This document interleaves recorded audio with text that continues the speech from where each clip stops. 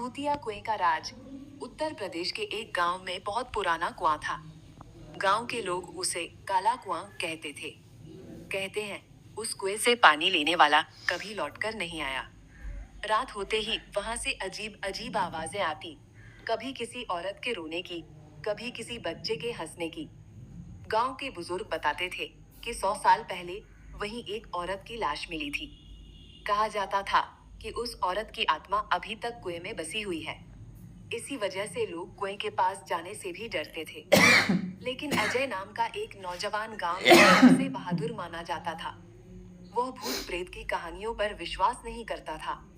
एक दिन दोस्तों से बहस करते करते उसने कह दिया, अगर इस कुएं में सचमुच भूत है तो मैं आज रात वहीं रुकूंगा और देखूंगा क्या होता है। आ, सब लोग डर गए। उन्होंने अजय को मना किया, लेकिन वह नहीं माना।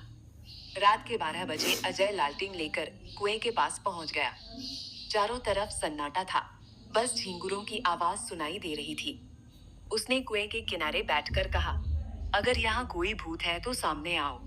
पहले तो कुछ नहीं हुआ, लेकिन अचानक कुएं से ठंडी हवा का झोंका आया और लालटेन अपने आप बुझ गई।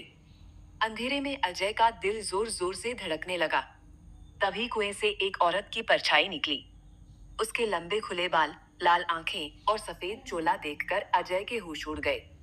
वो औरत डरावनी आवाज में बोली, तुम्हें मेरी नींद क्यों तोड़ी?